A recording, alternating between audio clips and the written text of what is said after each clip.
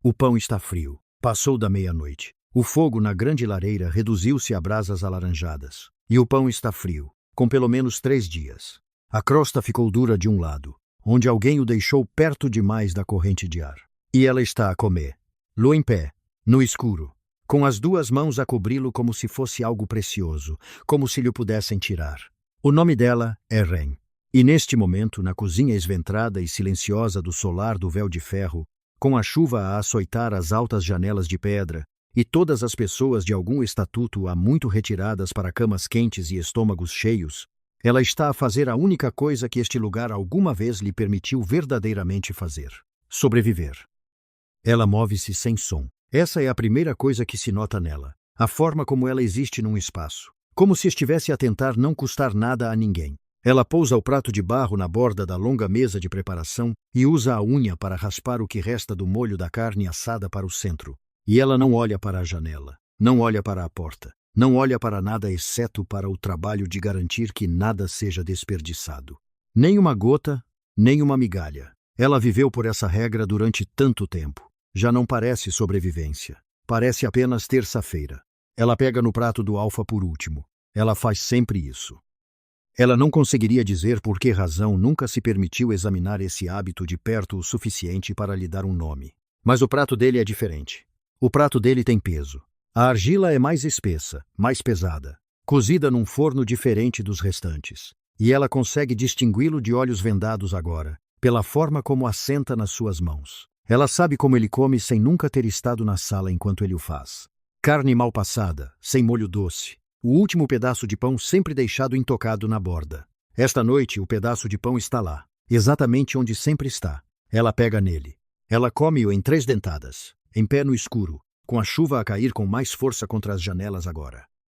E se olhassem para o rosto dela neste momento, se olhassem para além do cansaço e das nódoas negras nos nós dos dedos, e do vestido que não assenta bem no ombro porque a costura cedeu a 2 invernos, veriam algo que não deveria ser possível numa pessoa que vive desta maneira.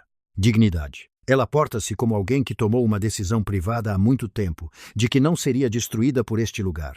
Perdeu a discussão com a pobreza. Perdeu a discussão com a fome. Perdeu a discussão com todas as versões de crueldade que esta casa lhe apontou desde que ela tinha 8 anos, e ainda não sabia ser pequena o suficiente para não ser um alvo. Mas ela nunca perdeu uma discussão interna silenciosa. Aquela que dizia: tu ainda estás aqui, tu ainda estás de pé, come o pão. Começa de novo amanhã. Olá, espectadores. Já estiveram alguma vez numa situação em que deram tudo o que tinham, todo o vosso esforço, toda a vossa lealdade, e as pessoas à vossa volta agiram como se vocês nem existissem? Deixem a vossa resposta nos comentários porque o que vai acontecer a Ren nos próximos 60 segundos vai mudar tudo. Ela não o ouve entrar. A porta da passagem leste abre-se sem ruído. Ele conhece esta cozinha tão bem quanto conhece qualquer coisa neste reduto. Ele passou por este limiar às 100 meias-noites sem entrar, e ele não conseguiria dizer o que tornou esta noite diferente. O seu lobo andava inquieto toda a noite, puxando, redirecionando, como faz quando algo importante está perto, e tu ainda não descobriste o que. O que é ela? Alpha Cad Morvin para na soleira da porta. Ele tem um 90 descalço, de cabelo escuro, largo nos ombros, do tipo de homens que foram feitos para o tempo e passaram toda a vida a suportá-lo. E neste momento nada disso importa porque ele não consegue mover-se. Ele para na sombra da passagem leste com uma mão ainda no batente da porta e observa esta jovem a comer pão frio no escuro e algo no seu peito, algo que ele pensava estar selado e permanentemente indisponível, racha limpo sem aviso. O cheiro atinge-o antes da lógica. Fome, fome real. O tipo de fome que vive nos ossos. O tipo de fome que não chega num dia mau, mas constrói-se ao longo de anos de não chega bem em profundidade na biologia de uma pessoa, de tal forma que o seu lobo a carrega como uma segunda pele. E por baixo dessa fome, por baixo da fumaça e do ar frio da cozinha e da chuva nas pedras, algo quente, algo vivo, um calor que não deveria ainda estar a arder numa pessoa tratada desta maneira. E de alguma forma está. O lobo dela sabe que ele está lá meio segundo antes dela. Ela fica completamente imóvel. O prato para de se mover. As mãos dela ficam exatamente onde estão. E então ela vira-se lentamente. Da maneira como te viras quando parte de ti já sabe o que vais encontrar. E os seus olhos encontram-no através da cozinha escura. E eles são cinzentos. cinzentos como água profunda em novembro, largos e sem guarda por exatamente um segundo antes que todas as muralhas que ela alguma vez construiu voltem a erguer-se. Ela está a segurar o prato dele. O pão dele está na sua boca. Ela fica da cor de giz. Ele não se move. Ele não fala. Ele não faz nada do que as pessoas neste reduto a treinaram para esperar. O olhar frio, a palavra afiada, a humilhação cuidadosa. Ele fica ali na soleira da porta e olha para ela. Da maneira como se olha para algo que não se sabia que se procurava até que se encontrasse. A chuva é alta. As brasas na grande lareira crepitam e movem-se. O batimento cardíaco dela é a coisa mais alta na sala, e ela sabe que ele o pode ouvir, e ela não consegue fazê-lo parar. Ele diz-o em voz baixa, sem fúria, sem teatralidade. Apenas um homem a fazer uma promessa que não planeou fazer esta noite numa cozinha a uma rapariga a segurar um prato de barro frio. Nenhuma mulher sob o meu teto voltará a comer restos. Ela não respira. Ele não se move. E no espaço entre esses dois factos, no silêncio após essas palavras, com a chuva e o fogo a morrer, e o peso de 11 anos a pressionar contra as paredes, algo muda dentro desta história que não pode ser desfeito. O que Ren ainda não sabe é que amanhã de manhã ela será convocada. E a razão pela qual ela está a ser convocada não terá nada a ver com o pão. Ela já está a trabalhar quando soa o sino da manhã. Essa é a coisa sobre uma pessoa que passou toda a sua vida a tentar ser indispensável. Elas não precisam de despertador. Ren está na mesa de preparação antes de qualquer outra pessoa tocar num fogo.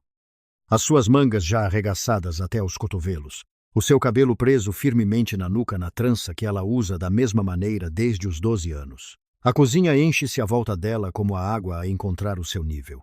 Os outros trabalhadores chegam em grupos de 2 ou 3, trocando palavras lentas de manhã enquanto os fogos acendem e as primeiras chaleiras vão para o lume. E Ren já está a meio da contagem do pão da manhã, antes que alguém diga bom dia. Ninguém lhe diz bom dia de qualquer forma. Daria e Pel já estão à mesa do pão a falar sobre o mordomo visitante que bebeu demais ao jantar e derrubou uma cadeira contra a parede leste. Scones. Old Fetch está a varrer o corredor. O mesmo corredor que varreu ontem. O mesmo que varrerá novamente amanhã. E ninguém diz uma palavra sobre isso porque algumas dores deixam-se que um homem carregue em paz. As duas raparigas mais novas da cozinha riem-se de algo perto do cesto de ervas. Ninguém olha para Ren. Essa é a estrutura desta cozinha. Foi construída antes de ela chegar e permanecerá depois de ela partir. E Marta certificou-se disso desde o início. Marta, a governanta-chefe do solar do Vale de Ferro. Uma mulher que manteve a sua autoridade aqui durante 30 anos e sabe exatamente qual a alavanca a pressionar em cada pessoa neste edifício. Marta não levanta a voz. Ela não precisa. Ela construiu um sistema, cuidadoso e lento, da maneira como se constrói uma muralha pedra a pedra, de modo que quando alguém recua para ver o todo, ela é demasiado alta para se escalar. A muralha que ela construiu à volta de Ren é a mais completa da casa. Ren conhece a sua forma. Ela sabe como os outros trabalhadores evitam sentar-se perto dela às refeições, não porque a detestem, mas porque aprenderam que a proximidade a Ren é algo que Marta nota. Ela sabe como certas tarefas aparecem na sua lista, o chão da cozinha de lavar antes do amanhecer, o transporte de água no inverno quando a conduta da cisterna leste goteja gelo, a limpeza tardia da cozinha após festas longas. Ela sabe como Marta a olha de manhã, não com ódio, mas com algo mais frio, com o olhar medidor de alguém a verificar se algo que eles têm vindo a pressionar lentamente finalmente rachou. Não rachou. Isso também enfurece Marta. Ren nunca se permitiu examinar como sabe isso. Ela simplesmente sabe, da maneira como se sabe o tempo. Ela carrega as palavras do Alfa durante toda a manhã como algo que encontrou num bolso que não sabia ter. Ela tira-as durante o transporte de água, vira-as enquanto esfrega as pedras da cozinha de lavar. Nenhuma mulher sob o meu teto voltará a comer restos. Ela pressiona a borda da ameaça. Ela procura sempre a borda de uma coisa porque, na sua experiência, a bondade das pessoas com poder tem sempre um custo que não se descobre até que já se tenha concordado em pagá-lo. Ela não encontra nada. Isso incomoda-a mais do que encontrar algo concreto. Ela está a carregar a segunda carga da cisterna pelas escadas leste quando começa. Aquela consciência física muito específica de ser observada por alguém que escolhe observar. Não o olhar descuidado. Não o pousar acidental de olhos que deslizam de novo. É deliberado, focado, o peso particular da atenção total de alguém a repousar na nuca, firme como uma mão. Ela não olha para cima. Ela treinou-se para não olhar para cima. Olhar para cima dá lhes algo com que trabalhar. Ela continua a andar, mantém o rosto virado para a frente, carrega a água, faz o seu trabalho, mas o seu pulso está a fazer algo que ela não consegue explicar completamente. E as suas mãos apertam a pega da cisterna mais do que o peso exige. E algures atrás de 11 anos de vida cuidadosa e invisível, algo que ela não tem nome, acabou de acordar. Ela não sabe que ele estava no corredor. Ela não sabe que ele a observou a andar toda a extensão do corredor leste, e depois ficou lá por 60 segundos completos, depois de ela virar a esquina com um relatório de guarnição numa mão de que ele não tinha lido uma única palavra. Ela ainda não sabe nada disso, mas o seu lobo sabe, e isso vai ser um problema. Ele volta ao relatório de guarnição 3 vezes. Ele senta-se à sua secretária no estudo leste com o fogo a arder corretamente, correspondência do conselho na ordem correta, a sua manhã cheia e agendada e à espera, e ele lê as mesmas 4 linhas do relatório de guarnição. Pousa-o, pega nele, lê as mesmas 4 linhas novamente. Ele põe-no na gaveta. Ele fica à janela. O pátio da cozinha é visível da janela leste. Se ficar num determinado ângulo, ele nunca ficou nesse ângulo específico antes de hoje. Ele está nele agora. Ele diz a si mesmo que está a verificar o pátio de entregas. Havia um carregamento de grãos previsto para esta manhã. Isto é supervisão prática. O vagão de grãos não está no pátio. Ren está a atravessar o pátio com um maço de lavanda seca atado ao pulso, a dirigir-se para a adega de armazenamento, e ele observa a forma como ela se move, a cabeça ligeiramente baixa, o olhar a seguir o chão à sua frente, todo o seu corpo a carregar a compressão praticada de alguém que aprendeu a ocupar o mínimo de espaço possível. A sua mandíbula aperta-se. Ele afasta-se da janela. Ele aguenta 40 minutos antes de encontrar uma razão para percorrer o corredor leste. Há um relatório de inspeção do telhado que ele precisa de discutir com o mordomo do resto do chão, cujo escritório fica coincidentemente, praticamente, relevantemente, pelo corredor leste, passando pela cozinha. Ele percorre-o no ritmo medido de um homem que tem coisas importantes a fazer e está simplesmente em trânsito. Ele não abranda ao passar pela porta da cozinha. Ele abranda ao passar pela porta da cozinha. Ela está na mesa de preparação, a separar ervas secas em jarros de barro, levantando cada raminho com as 2 mãos, separando as folhas do caule com a unha, depositando-as com uma precisão que denota uma mente que não tolera desperdício em nenhuma forma. Ela está completamente absorta, os lábios cerrados em concentração, uma mancha esverdeada em 2 dedos da mão esquerda. Ele para de andar. Fica parado na soleira da porta, não dentro da cozinha, não anunciado, não oficial. Apenas um homem na porta com um relatório de guarnição. Ele voltou pela 3ª vez, observando uma garota separar ervas como se fosse o trabalho mais importante do prédio. Então ele vê o hematoma. Estende-se do nó do dedo esquerdo em direção ao pulso, não fresco, com 3 ou 4 dias de coloração, passando do roxo para aquele verde amarelado profundo. Isso significa que está ali há tempo suficiente para se tornar um pano de fundo. Ela não o favorece. Ela não olha para ele. Ela usa aquela mão da mesma forma que a outra, separando ervas precisa e indiferente. Essa é a pior parte, que ela o tem há tempo suficiente para não notar mais. Seu lobo se remexe algo baixo e lento em seu peito. Não raiva, ainda não. Algo que vem antes da raiva. A parte que é quieta e certa e já tomou sua decisão. Ele se força a ir embora. Ele se senta durante a reunião do conselho matinal e dá as respostas corretas nos momentos corretos. E ninguém naquela sala o olha. Ele saberia que metade de sua mente ainda estava parada na porta da cozinha fazendo contas. Ele não gosta da resposta para quantos hematomas, quantos anos, quantas madrugadas frias com um prato de barro antes que alguém nesta casa pensasse em olhá-la e vê-la como uma pessoa, em vez de um móvel. Após a reunião, ele chama o mordomo sênior para seu escritório. Ele mantém a voz nivelada, o tom que ele usa quando algo importa o suficiente para que ele não queira que ninguém saiba o quanto importa. A garota de cabelos claros que trabalha na cozinha. Qual o nome dela? O mordomo pisca. Ren Alpha, há quase 12 anos aqui. Veio para nós ainda criança. Trabalha sob Mártia. Ele deixa 2 segundos passarem. Sob Mártir. Sim, Alpha. Ele dispensa o homem. Ele se senta perto do fogo por um longo tempo depois que o mordomo se vai. Ele pensa em uma criança de 8 anos, 9, 10, aprendendo a andar pela casa como se estivesse se desculpando por existir. Aprendendo a comer no escuro, aprendendo a se tornar pequena o suficiente para que as pessoas erradas não a notassem, porque as pessoas erradas eram as únicas que prestavam atenção. Ele não tem uma palavra para o que se move dentro dele naquele momento. Seu lobo tem várias. Nenhuma delas é paciente. O que ele não sabe, o que ele ainda não tem como saber, é que amanhã Ren vai entrar na sala de registros da propriedade e encontrar algo nesses livros que ninguém nesta casa deveria encontrar. E a mulher que passou 12 anos moendo Ren lentamente até nada vai perceber que Ren acaba de se tornar perigosa. É maior que. Os números não mentem. Sei disso no momento em que espalho os livros de grãos pela mesa de registros e vejo exatamente o que ela marcou, não circulado, não sinalizado com uma fita como meus mordomos fazem quando encontram um erro, apenas uma única linha limpa traçada na margem ao lado de cada entrada que não se reconcilia. Quieta e precisa, como ela faz tudo. 38 meses de desvio. Fico sobre essas páginas e faço as contas em minha cabeça, e o total atinge como um punho contra o interior do meu externo. Não por causa do grão. O grão é substituível. Posso absorver essa perda sem pestanejar. O que não consigo absorver o que está no meu peito agora com o peso de algo que terei que carregar por muito tempo é o fato de que alguém nesta fortaleza tem roubado da minha mesa por mais de 3 anos e ninguém pegou. Ninguém exceto uma trabalhadora da cozinha que não foi designada para olhar. Ouço seus passos no corredor antes que a porta se abra. Meu lobo registra seu cheiro antes do som.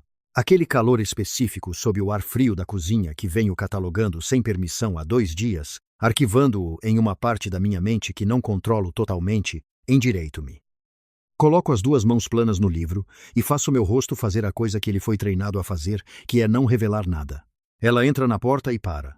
Ela faz essa parada em limiares. Eu notei isso. Ela pausa em cada porta que entra como se estivesse verificando se o convite ainda é válido. Se alguém na sala mudou de ideia sobre querer que ela estivesse lá. Leva menos de 1 segundo. Ela cobre rápido, mas eu vejo todas as vezes, e todas as vezes me custa algo que ainda não tenho nome. Você encontrou isso, digo. Mantenho minha voz plana, factual. Preciso entender o que estou lidando antes de deixar qualquer reação transparecer. Sim, Alpha. Você cruzou as receitas de entrada contra o livro da cozinha. Sim, essa não é a sua atribuição. Ela permanece imóvel. Há uma qualidade particular na maneira como ela se move. Quieta, não congelada, não com medo, apenas muito controlada. Como uma pessoa que aprendeu cedo que a quietude era uma forma de armadura. Não, ela diz. Por que você fez isso? Uma pausa. Curta. Ela está decidindo algo. Eu a observo decidir. Os números me incomodaram. Não consigo passar por algo que não se soma. Olho para ela por um momento mais longo do que o profissionalmente necessário. Olho para seus dedos manchados de tinta e para a trança cuidadosa e para a maneira como ela está de pé na minha frente, uma alfa com total autoridade sobre tudo nesta fortaleza. Um homem com quem a maioria das pessoas neste prédio não consegue manter contato visual completo por mais de 4 segundos. E ela está me encarando. Não ousadamente, não com a bravura forçada de alguém que está demonstrando coragem, apenas firmemente. Como se ela tivesse decidido que, aconteça o que acontecer a seguir, ela não vai fingir ser menos do que é para gerenciar meu conforto. Isso me atinge em um lugar para o qual não estava preparada. A discrepância remonta a 36 meses, digo. Ela diz isso antes que possa se impedir e então ela percebe, e eu vejo algo piscar em seu rosto. Não exatamente constrangimento, mas como o reflexo de uma pessoa que foi corrigida tantas vezes por falar que a precisão se tornou um hábito perigoso. Desculpe, Alpha. Voltei mais atrás para confirmar o padrão. Quero dizer a ela para não se desculpar por estar certa. Eu não digo isso. Ainda não. Não estou pronto para abrir essa porta ainda porque não tenho certeza se consigo controlar o que entra depois. Você percebe tudo, digo em vez disso. Ela olha para a mesa. E então ela diz algo que cai na sala como uma pedra jogada em água parada. As ondulações se espalhando em todas as direções antes que eu possa detê-las. Ninguém me notou. Então aprendi a notar todos os outros. O silêncio depois dessa frase é longo o suficiente para que eu tenha que me esforçar para manter a expressão neutra no rosto. Negociei acordos comerciais com alfas territoriais que vieram armados e hostis, e mantive minha compostura durante cada minuto disso. Agora uma garota de 19 anos com um vestido de fuligem disse 8 palavras em uma sala de registros, e estou lutando para não deixar minha mandíbula fazer algo que me envergonharia. Puxo a cadeira em frente à minha. Sente-se, digo. Preciso entender a extensão total do que você encontrou. Ela se senta. Ela abre o livro. Ela trouxe sua própria cópia. Percebo que ela fez sua própria cópia das anotações em papel separado, organizada por mês e cruzada por rota de entrega. Meu lobo fica muito quieto de uma forma que só acontece quando algo exige sua atenção completa. Coloco 2 xícaras de chá no canto da mesa. Faço isso sem explicações. Volto para o livro como se fosse algo comum. Como se eu sempre levasse chá para as salas de trabalho para as pessoas com quem estou trabalhando. Sinto a olhar para a xícara. Sinto a pausa. Aquela pequena e breve confusão de alguém que não está acostumado a ser considerada. Então ela a pega. Já estou olhando os documentos. Passamos 3 horas naquela sala. Ela me guia por cada anotação, cada cruzamento, cada mês em que o desvio aumentou. E por quê? Padrões sazonais de entrega. Quais rotas de fornecedores tinham menos supervisão? Qual escriturário era novo o suficiente para não saber quais deveriam ser os números de base? Ela explica sem exagerar. Ela lê a sala. Quando sigo uma linha de raciocínio, ela avança. Quando preciso de um momento, ela espera. Ela é a melhor mente analítica que coloquei diante desses números em 3 anos. E ela trabalha na minha cozinha separando ervas. No meio da segunda hora, percebo que parei de olhar para o livro. Estou olhando para o rosto dela quando ela encontra algo, a expressão muito específica que ela tem, quando um ponto de dados confirma um padrão que ela suspeitava. Um leve aperto no canto da boca que é quase satisfação, quase orgulho engolido imediatamente porque ela ainda não tem certeza se tem permissão para ter orgulho na minha frente. Ela tem permissão. Ela é mais do que permitida. Eu também não digo isso. Eu anoto em algum lugar interno, e fecho a capa, e volto para o livro, e me digo que sou um alfa com responsabilidades, e uma fortaleza para administrar, e 38 meses de roubo de grãos para investigar.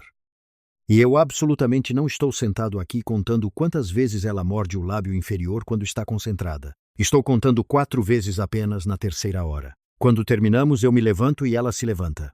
E há um momento, apenas um momento, em que ambos alcançamos a mesma página do livro, e minha mão pousa 3 centímetros da dela na mesa, e nenhum de nós se move por exatamente 2 segundos a mais do que deveríamos. Eu dou um passo para trás. Mesma hora amanhã, digo. Há mais 3 rotas de entrega que preciso que você audite. Ela acena. Ela junta seus papéis com as 2 mãos. Ela está quase na porta quando eu digo. Não planejo.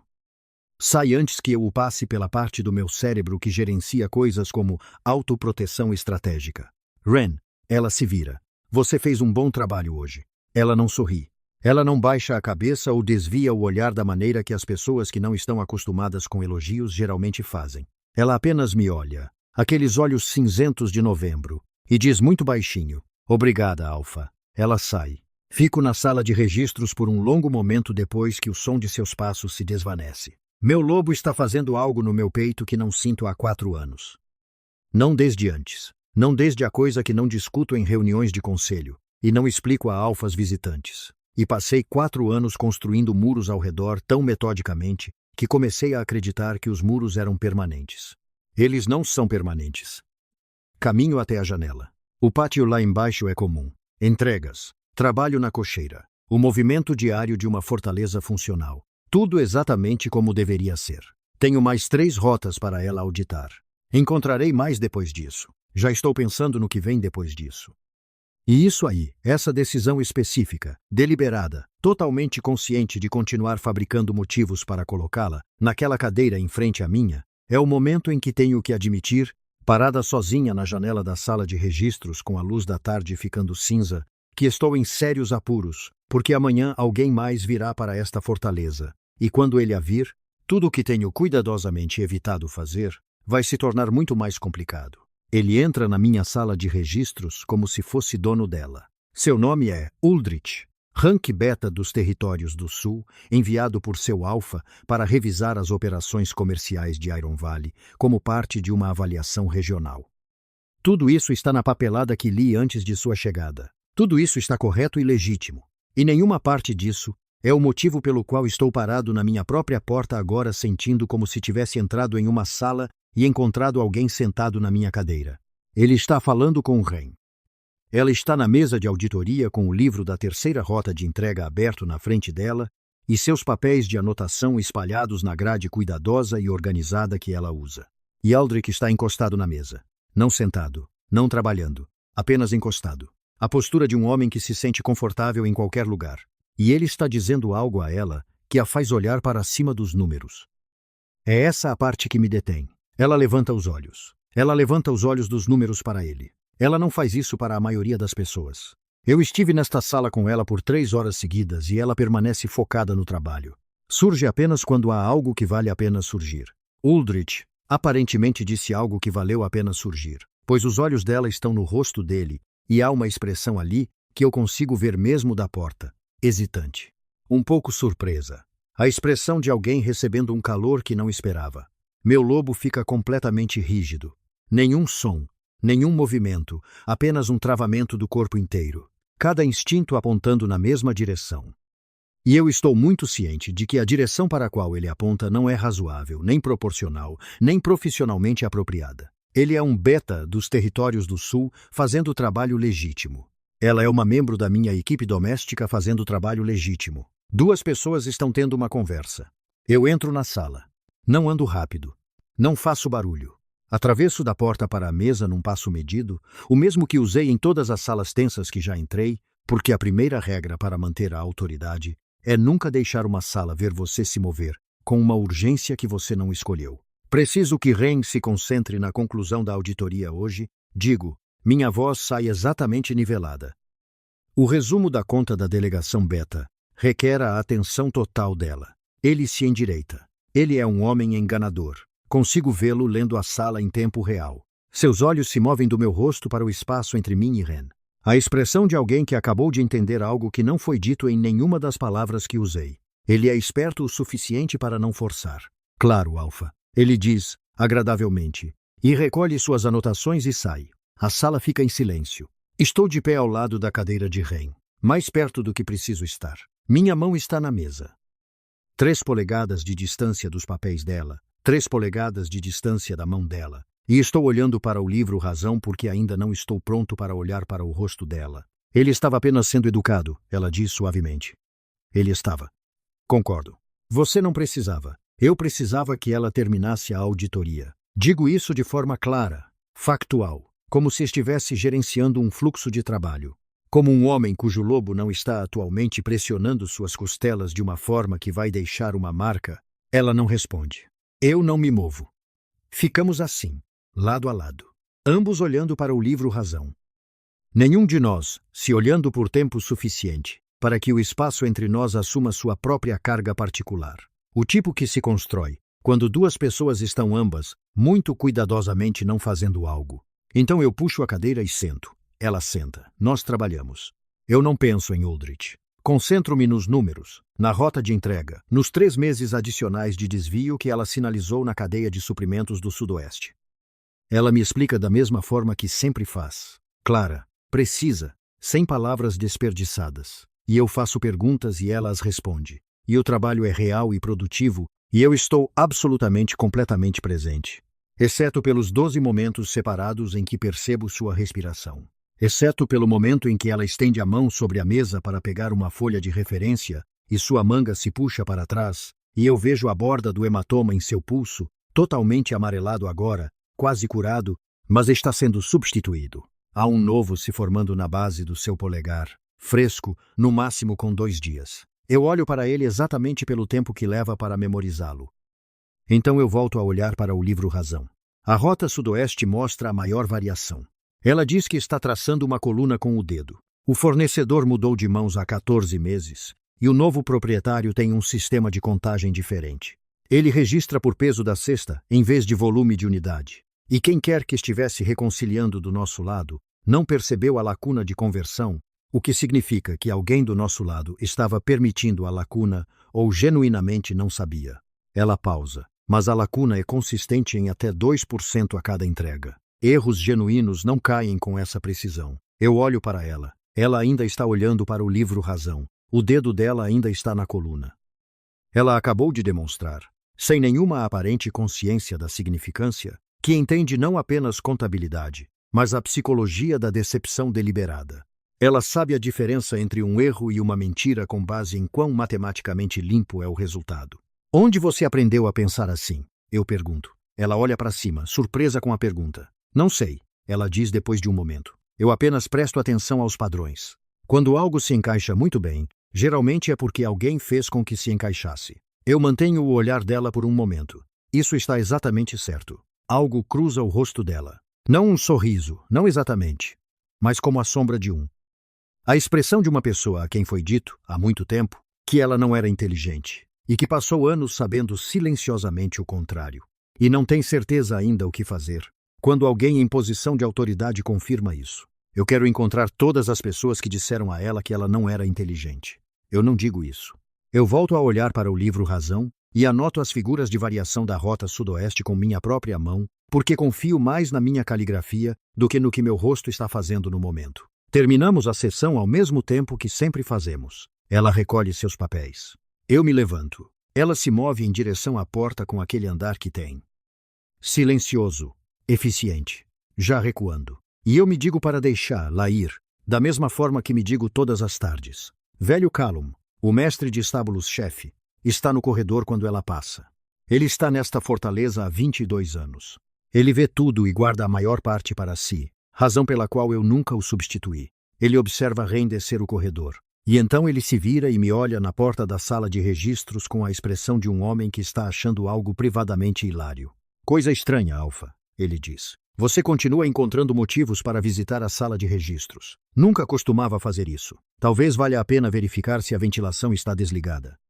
Algum tipo de ar lá dentro fazendo um homem perder a noção do tempo. Eu olho para ele. Cuide dos seus cavalos, Callum.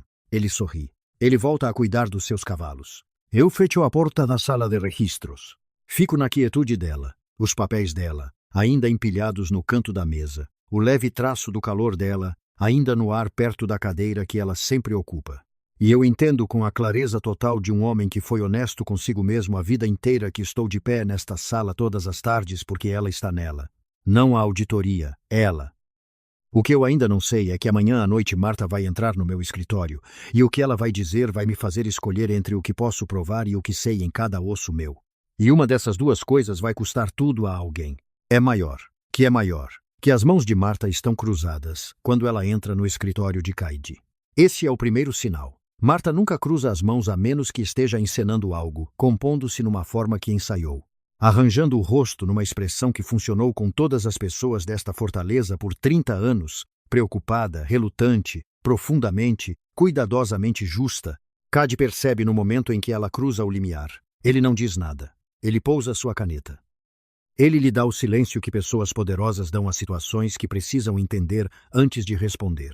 E Marta preenche esse silêncio exatamente como ele sabia que faria, com palavras escolhidas de antemão, entregues no tom de uma mulher que odeia ter que fazer isso. O rosário da capela, de prata, antigo, sumiu desde quinta-feira, da avó do Alpha. Ela viu Ren perto da capela. Ela diz, mais do que o costume. Ela odeia trazer isso à tona. Ela sabe que Ren recebeu responsabilidades adicionais recentemente. Ela simplesmente sentiu que, em boa consciência, não poderia ficar quieta. Cade escuta cada palavra. Ele não se move. Ele não interrompe. Ele observa as mãos de Marta continuarem cruzadas no colo, ainda controladas, as mãos de uma mulher que tem confiança absoluta no que está fazendo, e ele arquiva cada palavra que ela diz numa parte separada de sua mente da parte que já está calculando os números sobre o que ele sabe sobre Ren. O que ele sabe é isto. Ela cruzou 38 meses de livros, razão que ninguém pediu para ela olhar porque os números a incomodavam. Ela fez sua própria cópia anotada. Ela organizou as evidências por rota e mês antes de entregá-las. Ela explicou a variação do sudoeste com a precisão de alguém que entende não apenas matemática, mas comportamento humano. Esse não é o perfil de uma pessoa que rouba um rosário. Ele não diz isso a Marta. Ele a agradece por trazer isso à tona. Ele diz a ela que vai investigar. Ele a observa sair com o andar de uma mulher que acredita ter acabado de ganhar algo. E então ele senta na quietude de seu escritório por exatamente 3 minutos antes de ir encontrar Ren. Ela está na sala de registros. Ela está sempre na sala de registros agora. Ele lhe deu uma chave na semana passada. Não anunciou. Não a tornou significativa. Ele simplesmente colocou a chave na mesa ao lado dos papéis dela no final da sessão e disse a ela que a sala era dela para usar entre as reuniões. Ele disse a si mesmo que foi uma decisão prática. Ela precisava de acesso aos livros razão históricos. Era eficiente. Ele não estava dando a ela algo para pertencer. Ele não estava dando a ela um espaço nesta fortaleza que fosse especificamente dela. Isso absolutamente não era o que ele estava fazendo. Ele fecha a porta atrás de si. Ela olha para cima. Ela lê o rosto dele da maneira que lê tudo. Rápido, preciso, procurando o padrão sob a superfície. O que quer que ela encontre lá a faz ficar quieta daquela maneira específica. Ela tem a quietude do corpo inteiro de uma pessoa se preparando para o impacto. Ele atravessa a sala. Ele pega o pulso dela gentilmente. Seu polegar se acomoda contra o pulso dela, não restringindo, não forçando, apenas contato, do tipo deliberado. Do tipo que diz: estou aqui e estou te perguntando algo real. Eles ficam perto, mais perto do que a sala exige. Perto o suficiente que ela tem que inclinar o queixo para manter contato visual e ele tem que se lembrar de continuar respirando num ritmo que não o entregue. O rosário da capela. Ele diz: você o pegou? Não é uma acusação. A versão mais plana e direta da pergunta porque ele precisa da resposta dela sem nenhum enquadramento. Ele precisa ouvi-la de sua voz. Seu pulso, seu lobo. Ela olha para a mão dele no pulso dela. Ela olha para ela por 2 segundos completos, tempo suficiente para ele ver que ela está processando o contato. A deliberadeza dele, o fato de ele ter vindo aqui e estar perguntando em vez de acusar, algo se move em seu rosto que não é a reação de uma pessoa culpada. É a reação de alguém que se preparou para a punição por tanto tempo que uma pergunta honesta soa como uma língua estrangeira. Ela olha para ele, olhos cinzentos, firmes, todo o peso dela atrás deles. Eu preferiria morrer de fome novamente, ela sussurra, do que trair você. O pulso sob o polegar dele não pula, não salta, não faz nada que uma mentira exija que um corpo faça. Permanece uniforme e certo. O batimento cardíaco de uma pessoa dizendo a coisa mais verdadeira que ela sabe dizer. Ele solta o pulso dela. Ele dá um passo para trás. Um passo. Apenas o suficiente. Tudo bem, ele diz. Ela pisca. Isso é? Você acredita em mim? Sim. Ela o encara. Ele pode ver a forma disso se movendo através dela. A desorientação de ser acreditada por alguém que tem todas as razões institucionais para tomar o caminho mais fácil e simplesmente não o fazer. Ela não sabe o que fazer com isso. A arquitetura de toda a sua vida nesta fortaleza foi construída sobre a suposição de que ninguém com poder jamais a escolheria em detrimento de alguém acima dela na hierarquia. Ele acabou de fazer isso. Volte para a auditoria, ele diz baixinho, como um homem que precisa sair desta sala antes de fazer algo que não pode ser desfeito. Ela o faz. Ele vai buscar a verdade. Não um mordomo, não um investigador. Ele. 4 dias de investigação silenciosa, metódica e pessoal. A mesma atenção focada. Ren virou os livros Razão de Grãos. Virou agora para a capela, os registros de visitantes, o fecho da vitrine, para a tapeçaria atrás do altar do lado leste, onde ele encontra um embrulho de linho dobrado com um nó muito específico, um nó de arrumação, de 30 anos. Ele pousa o pacote em sua escrivaninha. Ele fica com ele por um longo tempo. Então ele convoca toda a assembleia doméstica. Ele faz isso no grande salão. Cada pessoa no reduto, de pé sob a luz fria da manhã. E ele fala por menos de 2 minutos com a voz que usa, quando nada do que ele diz precisa de volume para ser compreendido. Ele apresenta as evidências. Ele nomeia o padrão. Ele olha para Marta no final e diz, sem aumentar a voz em um único grau, que 30 anos de serviço não justificam 3 décadas de usar essa confiança como uma arma contra alguém que não tinha proteção. Limpa a garganta e que ela está dispensada permanentemente de todos os territórios sob sua autoridade. O salão está completamente silencioso. Ele se vira.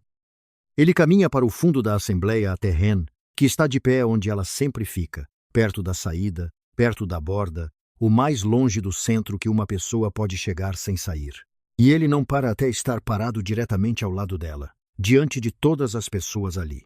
Sua mão pousa na parte inferior das costas dela, sem apertar, sem comandar, apenas colocada, a certeza da linguagem corporal de um homem que tomou uma decisão e não vai ser ambíguo sobre isso. Cada pessoa no grande salão vê isso. Ren sente isso como uma corrente. Ela fica absolutamente imóvel e respira. E pela primeira vez em 12 anos dentro dessas paredes, a respiração que ela dá não tem medo. Ela ainda não sabe que em 3 dias uma tempestade vai mudar tudo. Ela não sabe que em 3 dias Cade Morven vai descobrir exatamente do que ela é feita. E isso vai quebrar algo nele que nada tocou em 4 anos. A tempestade chega sem aviso às 9. Em 1 hora é uma noite de verão cinzenta, parada e densa com a pressão do tempo que se aproxima. No momento seguinte, o céu se rasga e o rio na base do campo inferior de Iron Valley se torna algo irreconhecível, rápido e escuro e indiferente a limites, comendo suas próprias margens de dentro para fora. A água sobe tão rápido que o pátio do estábulo passa de chão seco para a água nos tornozelos, no tempo que leva para correr o comprimento do corredor leste. Cad está na sala de guerra com 3 de seus conselheiros seniores quando alguém grita do pátio. Ele está do lado de fora antes que a frase termine. O campo inferior é um caos. Criados puxando cavalos para um terreno mais alto. Os canis latindo desesperadamente. Tochas tremeluzindo na chuva. E no meio de tudo isso alguém está contando cabeças e faltando uma. O potro mais jovem, com 8 semanas. Assustadiço, apavorado com o trovão. O portão deixado balançando por alguém que entrou em pânico. E agora o animal está em algum lugar na escuridão, e na água que sobe. E ninguém o está de olho. Ninguém, exceto o Ren. Cad a vê entrando. Ela pega uma corda do poste da cerca. Prático. Sem hesitação. O movimento de uma pessoa que identificou o problema e a solução na mesma respiração, e ela entra no campo inferior sem hesitação. A água já nos joelhos dela. O cabelo claro colado escuro contra o pescoço pela chuva. Ele grita o nome dela. Ela ou não o ouve por cima da tempestade ou o ouve e continua se movendo de qualquer maneira, o que de alguma forma piora porque ele não consegue dizer qual é, e ambas as opções estão fazendo coisas com sua compostura que ele não pode se dar ao luxo agora. Ele vai atrás dela. A corrente é mais forte do que parece da margem. O chão sob a água é macio, irregular. O tipo de terreno que agarra seu tornozelo e redireciona seu peso antes que você processe o que aconteceu. Ele se move rápido, rastreando-a visualmente pela chuva. E ele está 20 metros atrás dela quando ela cai. Ela não cai devagar. Ela dá um passo em falso em uma rota submersa, e a corrente a leva para o lado e ela afunda. E no meio segundo entre o momento em que ela desaparece e o momento em que ele alcança o local, algo acontece no peito de Cad Morven que ele nunca sentiu antes em nenhuma luta, nenhuma ameaça, nenhum perigo real que ele enfrentou em 31 anos de vida. Pânico puro, branco e sem estrutura. Seu lobo avança com tanta força que sua visão muda, e ele está se movendo pela água sem qualquer consciência de movimento, puramente por instinto que não tem paciência para a distância entre ele e ela. Ele encontra primeiro o braço dela, depois o ombro. Ele puxa e ela sobe. Ofegante, a corda ainda na mão. O aperto tão forte que seus nós dos dedos estão brancos na escuridão e as primeiras palavras que saem de sua boca, antes mesmo de dar uma única respiração completa, antes de tossir a água da garganta, são sobre o potro. Não posso perder o potro. Onde ele está? Não posso. Eu tenho você, ele diz. Ele diz com uma ferocidade que não tem nada a ver com o potro. Ele os tira de lá. Ren a corda e o potro, que ele localiza pelo som. O animal pressionado contra a linha da cerca 20 metros ao norte.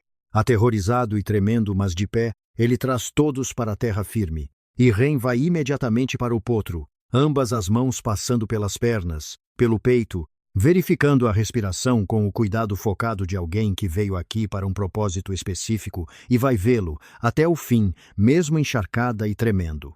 Ela verifica o potro antes de verificar a si mesma. Ele fica na chuva e a observa fazer isso. E ele não confia em seu rosto agora. Ele tira o casaco. Ele o envolve nela por trás. E ela se assusta com o contato. O reflexo de uma pessoa não acostumada a ser tocada sem aviso. E então fica quieta quando o calor se instala. Ela está tremendo muito. O potro apoia a cabeça no joelho dela e ela o deixa. Uma mão ainda em seu pescoço. A cabeça dela inclinando-se levemente para a frente na postura de alguém que estava correndo por pura força de vontade e acabou de esgotar. Ele se ajoelha na frente dela. Ele precisa estar no nível dela para isso. Ele precisa não estar acima dela. Ele se estende e sua mão acaricia o rosto dela, molhado, frio, real, e ela se inclina nele antes que possa se impedir. Pequeno, involuntário. A coisa mais honesta que ele já a viu fazer. Estou bem, ela diz. Eu sei, ele diz. Ele não move a mão. Ele a olha. Realmente olha da maneira que ele estava se impedindo de fazer com intensidade total por 2 semanas. Porque intensidade total em um espaço fechado era algo de que ele não tinha certeza se ambos estavam prontos. Ela está encharcada e o cabelo solto e a lama de rio em seu queixo, e ela é a pessoa mais real com quem ele esteve em proximidade em 4 anos. Ele diz isso mal. Ele sabe que está dizendo isso mal antes mesmo de sair de sua boca. Ele sabe que está saindo na ordem errada, sem a arquitetura que o faria soar como algo que um homem composto e competente escolheu dizer. Ele diz mesmo assim: acho que comecei a me apaixonar por você na noite em que você me agradeceu pelo pão amanhecido. Ele para, recomeça. Você me agradeceu por um pão que deveria ter sido jogado fora, como se fosse algo extraordinário. E eu fiquei naquele corredor pensando no que este lugar deve ter feito com você para Pão Amanhecido ser extraordinário. E eu ainda não sabia o que fazer com isso. Ainda não sei. Mas eu cansei de fingir que o que sinto quando você está em uma sala é interesse profissional. Não é. Não é há muito tempo. Chuva nas pedras, o potro respirando suave contra o joelho dela. Os olhos dela estão muito quietos em seu rosto, lendo-o como ela lê livros contábeis. Procurando o padrão por baixo da superfície. Procurando onde não fecha a conta. O lugar onde uma coisa é boa demais para ser honesta. Ela não o encontra porque não há aresta escondida. Nenhum custo que ela não tenha visto. Ele é apenas um homem ajoelhado na chuva dizendo a pura verdade do que está nele. Mau e sem preparação, que é a única versão da verdade em que ela jamais confiou. Ninguém nunca me escolheu, ela diz. Sua voz é muito baixa. Em todo o tempo que estive aqui, nenhuma vez. Não sei como é quando é real. Ele pressiona a testa contra a dela. É assim, ele diz. Ela fecha os olhos. Nenhum dos dois se move por muito tempo enquanto a tempestade continua ao redor deles. E o potro cochila contra o joelho dela. E a chuva diz todas as coisas que as pessoas dizem quando as palavras acabam. 3 dias após a inundação, Ren senta-se à mesa do Alfa. Não ao lado dela, não no final dela, mas no assento reservado para a equipe doméstica quando são chamados para fazer relatórios. Naquela mesa, Cad puxa a cadeira imediatamente à sua direita antes da reunião do conselho matinal e não oferece explicação nem olha para nenhum dos 4 lobos seniores à mesa que estão fazendo o melhor para manter expressões neutras sobre isso. Ele se senta. A reunião começa. Ren tem um caderno. Ela mesma o trouxe. O mesmo tipo que usa para o trabalho de auditoria. Capa simples. Escrita dela, preenchendo as margens com anotações antes que o primeiro item da pauta termine. Ela não fala durante a primeira hora. Ela escuta com a qualidade de atenção que dedica a tudo, absoluta e precisa, e escreve. Cad a observa com a visão periférica. Ele observa o momento em que ela capta algo na discussão de limites territoriais que 2 de seus lobos seniores vêm debatendo por 20 minutos sem resolução. Ele a vê parar de escrever, vê os olhos dela irem para o mapa na parede distante, vê os lábios dela comprimidos na expressão que ele aprendeu que significa que ela está resolvendo algo. Você pode falar, ele diz, sem desviar o olhar do mapa. Silêncio ao redor da mesa. Ela olha para cima. Os 4 lobos seniores a olham com graus variados de cansaço. Ela é uma trabalhadora da cozinha. Ela está sentada nesta mesa há 1 hora e o Alfa acabou de dizer que ela pode falar. As dinâmicas de poder nesta sala estão fazendo algo complexo e ninguém tem certeza ainda em que direção estão se resolvendo. Ren olha para o mapa. A disputa de limites na Colina Carol. Ela diz que ambas as posições estão corretas. A escritura de terra original usa limites de águas sazonais, o que significa que a linha se move 12 jardas para o sul entre outubro e março, quando o riacho muda de curso. Ambos os bandos reivindicam o mesmo terreno, mas em épocas diferentes do ano. A escritura não contradiz nenhuma das alegações. Simplesmente não foi escrita para a ocupação durante todo o ano. O salão fica quieto. O segundo em comando de Cad.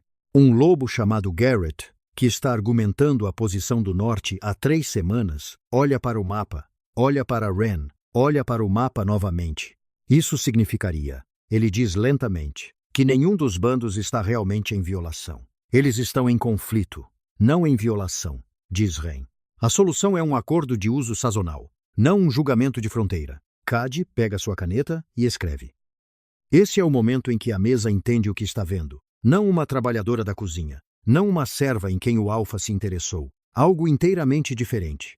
Uma mente que se aprimorou na escuridão por 12 anos sem recursos e sem reconhecimento, limpa a garganta e que agora, pela primeira vez, está em uma sala onde sua capacidade total pode ser usada.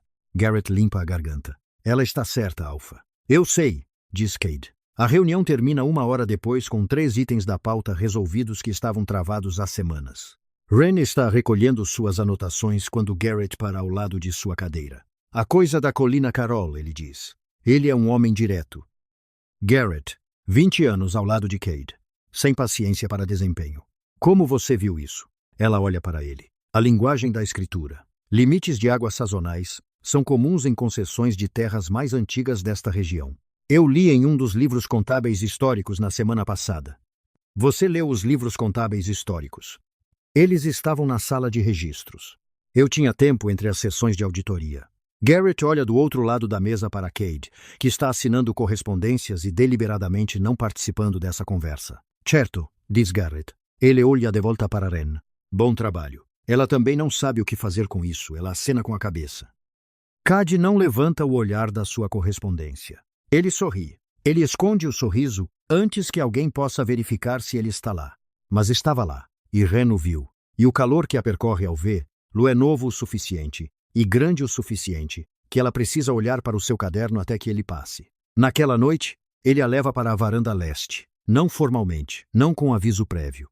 Ele simplesmente para na sala de registros no final do dia. O que ele faz todos os dias. Isso não é incomum. É assim que as coisas são agora. E ele diz, venha ver algo. E ela o segue sem perguntar para onde, o que é como ela sabe que algo mudou entre eles. Ela costumava calcular cada movimento, cada decisão. Ela costumava fazer a avaliação de risco antes de concordar com qualquer coisa. Agora ela simplesmente o segue e confia no destino. A varanda olha para leste sobre o vale inferior. Os danos causados pela enchente são visíveis daqui. As margens do rio revolvidas, a linha do campo suavizada pela água. Mas além disso, a noite está clara. O tipo de clareza que só vem depois que uma tempestade séria limpou tudo. Estrelas estão surgindo a leste, uma a uma, do jeito que fazem quando o céu ainda está decidindo. Ela se apoia na grade de pedra. Ele fica ao lado dela. Eles não falam por um tempo. Tornou-se uma das coisas que ela ainda está aprendendo sobre ele. Que ele se sente confortável no silêncio da maneira como as pessoas se sentem. Que o silêncio com Cade não é a ausência de comunicação, mas uma forma diferente dela. Cheia e deliberada. Do tipo que diz, eu não preciso me apresentar para você agora, e confio que você também não precisa de mim. Ela nunca teve isso com ninguém. Ela ainda está aprendendo o que fazer com isso. Você ainda olha para as portas, ele diz. Eventualmente ela vira a cabeça em direção a ele. Quando você entra em uma sala, ele diz. Você verifica as saídas primeiro. Todas as vezes. Ela não responde imediatamente. Ela olha de volta para o vale. Às vezes eu esqueço que isso é real, ela diz. Ele fica quieto por um momento. Então ele se aproxima. E seus braços a envolvem por trás. Não cercando, não limitando. Apenas ali, firmes contra suas costas. O queixo dele perto de sua têmpora. Ambos olhando para o mesmo vale. As mesmas estrelas surgindo uma a uma. Então eu vou passar o resto da minha vida lembrando você, ele diz. Ela cobre as mãos dele com as duas dela. Ela não diz nada. Ela não precisa. Abaixo deles, Iron Vale segue seu curso noturno. Fogos acendem. A cozinha funciona. O velho Fetch varre o corredor que ele varreu 10.000 vezes. O cavalo está 3 libras mais pesado e consideravelmente menos assustado. Tudo isso é comum. Tudo isso é, pela primeira vez na vida de Ren, também dela. Ela ainda não sabe que em 4 dias 4 alfas dos territórios do sul chegarão a esta fortaleza. Ela não sabe que eles a olharão e não verão nada. E ela não sabe que fará com que cada um deles se arrependa disso. A delegação do sul senta-se na segunda-feira. 4 alfas. E seus segundos dispostos em torno da mesa do conselho de Cade, como homens que passaram a vida inteira em salas que se rearranjam para acomodá-los. Eles estão aqui para revisão comercial, pacotes de aliança, estruturas de tarifas de fronteira, termos de importação de grãos, e eles entram com a confiança particular de pessoas que já sabem como essa reunião termina a seu favor. Como sempre, Ren está à mesa.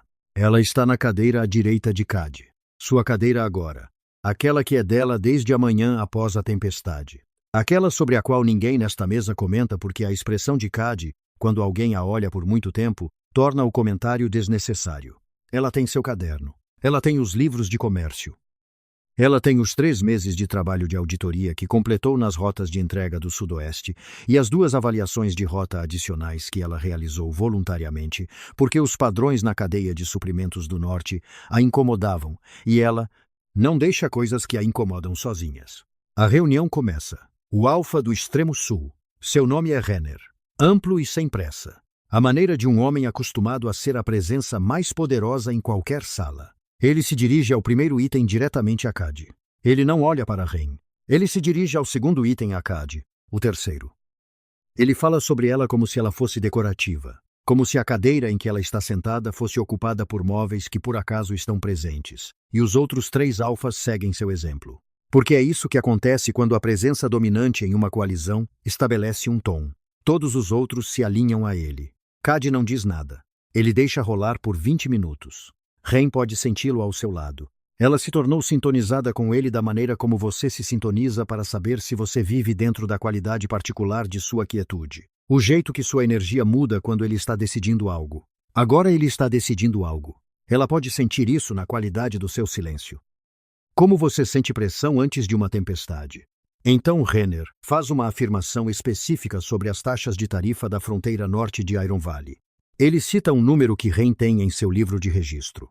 Ele o cita incorretamente em 11% e segue em frente antes que alguém possa responder. Ren pousa a caneta. Ela olha para o caderno, para o número, para o rosto de Renner, que é o rosto de um homem que ou não sabe que está errado ou não acredita que isso importe. Ela pega a caneta. Ela fala: a taxa de tarifa da fronteira norte para o último período de avaliação não foi de 14%. Ela diz. Sua voz é uniforme e clara. Não alta porque ela não precisa de volume para o que está fazendo. Foi de 12,6%. O número de 14% se aplica às rotas costeiras que operam sob um estatuto separado. A distinção importa, porque o acordo que você está propondo é estruturado com base na taxa do norte. Se você está calculando os termos em 14, você está construindo sobre números que não se sustentarão. A sala fica muito silenciosa. Renner se vira e a olha.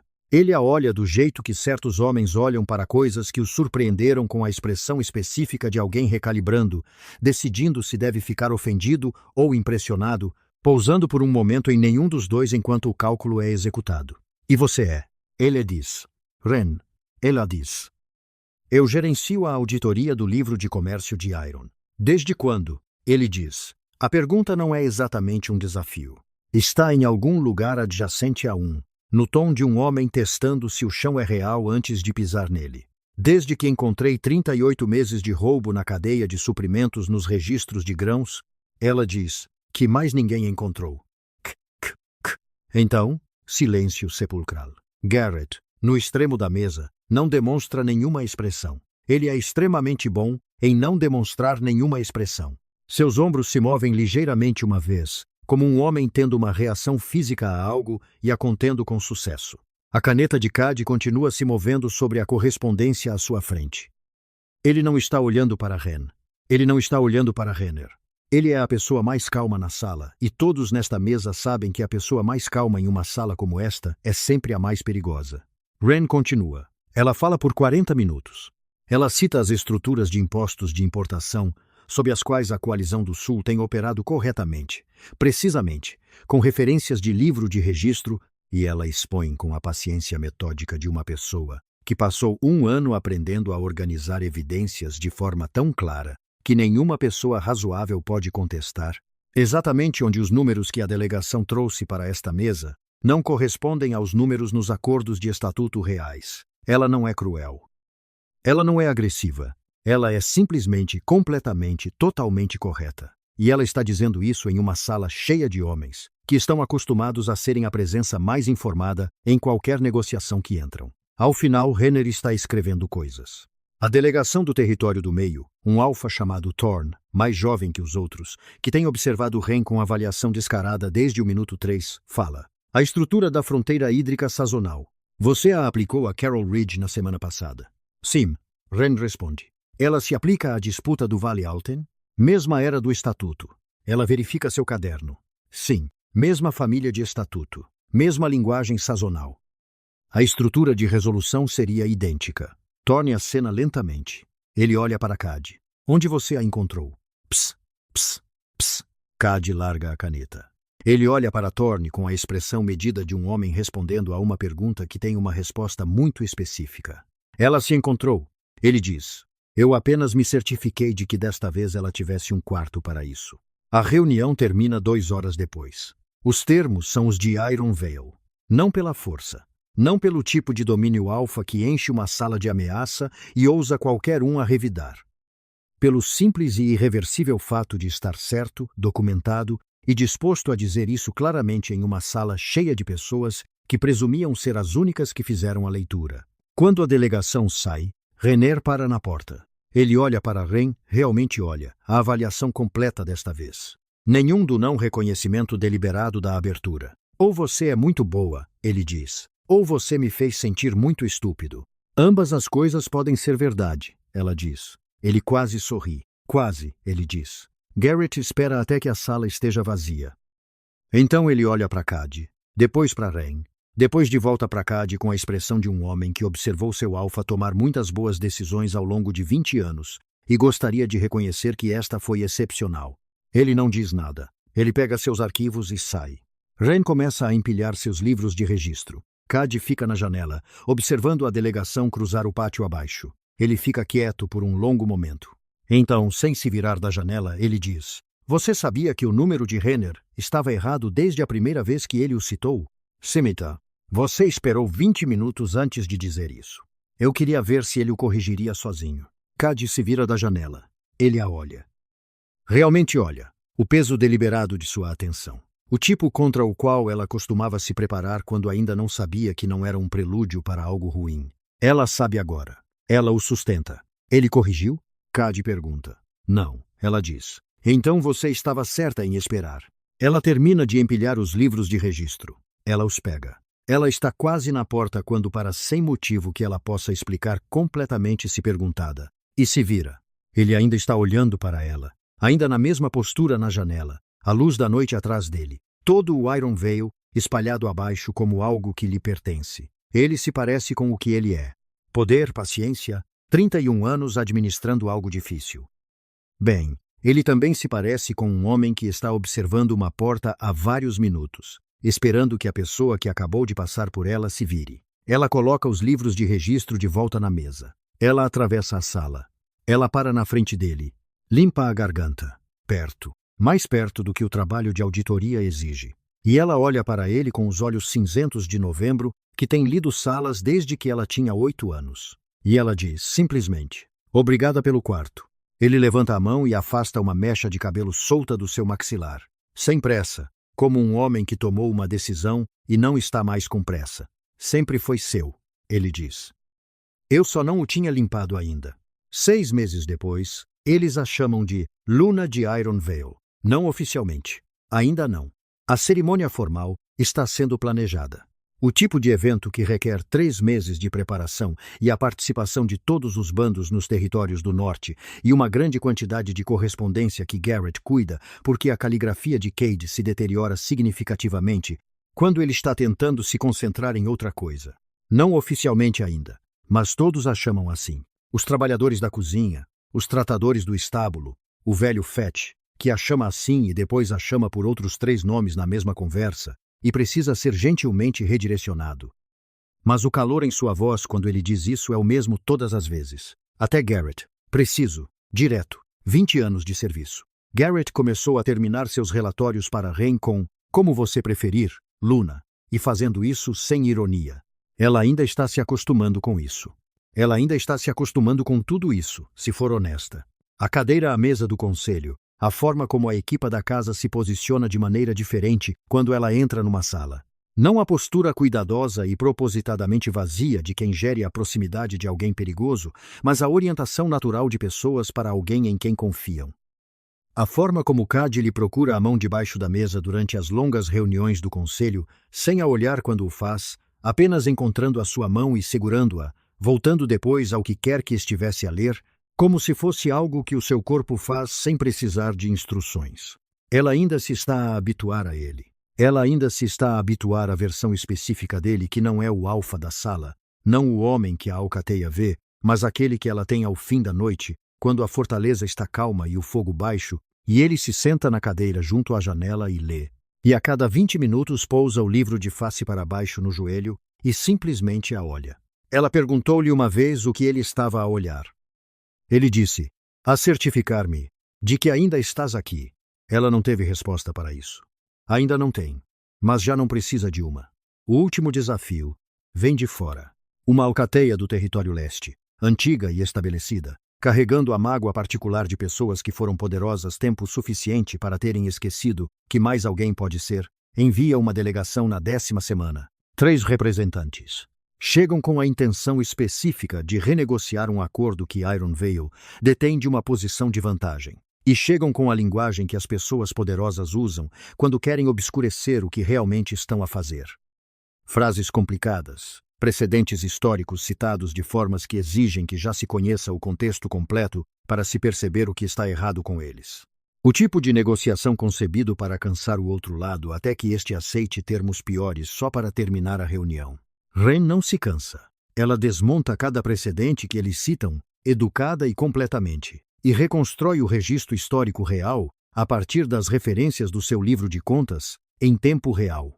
E falo, com uma paciência tão completa e sem pressa que, ao fim da segunda hora, o representante principal da delegação deixou de tentar avançar a sua posição e está simplesmente a tentar compreender como ela sabe as coisas que sabe. A resolução do Vale ao Zen, diz ele. A interpretação do Estatuto Sazonal. Foste tu, diz ela. Foi o Estatuto. Eu apenas o li, diz ela. Ele olha para ela por um longo momento. Depois olha para Kaid, que está sentado à cabeceira da mesa, com a expressão de um homem a ver algo que ele sabia privadamente há meses ser confirmado à frente de testemunhas. Devias ter começado por ela, diz o representante. A boca de Kaid curva-se ligeiramente. Ela deixou-se, diz ele. Eu estou apenas aqui para garantir que a sala se mantém quente. A delegação oriental parte com termos com que não pretendiam concordar. Nessa noite, tarde, a fortaleza calma, o tipo de silêncio que se instala após um dia completo, Kaid encontra Ren na cozinha, não escondida, não a comer no escuro. Ela está sentada à longa mesa de preparação com uma chávena de chá que Daria lhe fez antes de ela sair. O fogo a arder decentemente na lareira, a sala quente e iluminada, e ela é dona daquele espaço da mesma forma que é dona de todos os espaços nesta fortaleza agora. Ela está a ler um dos estatutos históricos de terras porque ela é Ren, e ela não para de trabalhar só porque o trabalho está feito. Ele senta-se em frente dela. Ele não diz nada por um tempo. Ela não levanta os olhos. Isto também é deles. O paralelismo confortável de duas pessoas a ocupar o mesmo espaço sem exigir nada uma da outra. Então ele diz, estás a ler o Estatuto de Alson. Há mais 2 vales na mesma família Grant. Ela diz, sem levantar os olhos. Se a Alcateia Oriental tentar o mesmo argumento outra vez, quero o precedente já mapeado. Ele olha para ela através da mesa. Olha para a chávena de chá que Daria lhe fez. Para o estatuto aberto à sua frente. Para o fogo atrás dela. E a forma como a luz se move no seu cabelo. Prateado e pálido novamente. Solto como ela o usa agora à noite. Quando o dia acaba. E não há nada mais a temer. Ele olha para ela da forma como tem olhado para ela desde uma cozinha de meia-noite. Um prato de barro frio, a coisa mais real que ele tinha visto em anos. Ren, diz ele. Ela levanta os olhos. Sabes que podes parar de trabalhar, diz ele. Agora mesmo, esta noite. Os estatutos estarão lá amanhã. Ela olha para ele. Depois olha para o estatuto. Depois volta a olhar para ele, e o canto da sua boca faz aquela coisa que, aprendendo cuidadosamente ainda a confiar nela, se curva. Eu sei, diz ela. Ela fecha o estatuto. Pega na sua chávena de chá.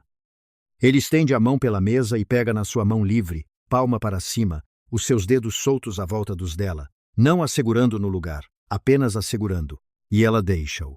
Porque está a aprender lentamente e com algum esforço e uma grande dose de consistência paciente de Kaid, que ser segurada não é o mesmo que ser aprisionada. Ainda olhas para a porta às vezes, diz ele, quando entras pela primeira vez.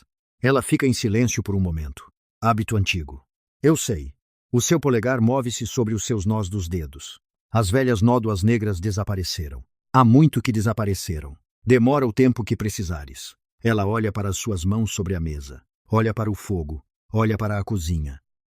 A mesma cozinha. A mesma longa mesa de preparação. A mesma lareira de pedra que arde desde antes de ela chegar a esta fortaleza, com 8 anos. Sem nada em seu nome e menos do que nada em suas perspectivas.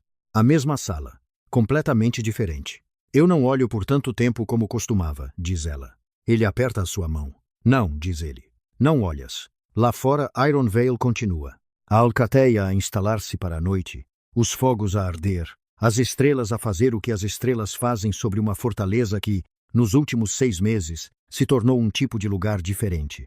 Não mais suave. Não menos poderosa. Apenas honesta.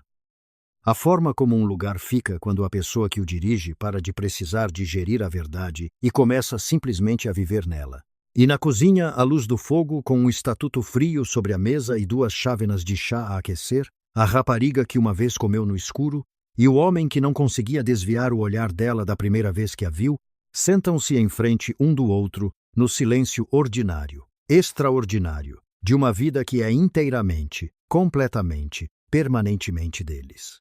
A rapariga que uma vez sobreviveu de restos tornou-se a única coisa que o Alpha nunca poderia viver sem.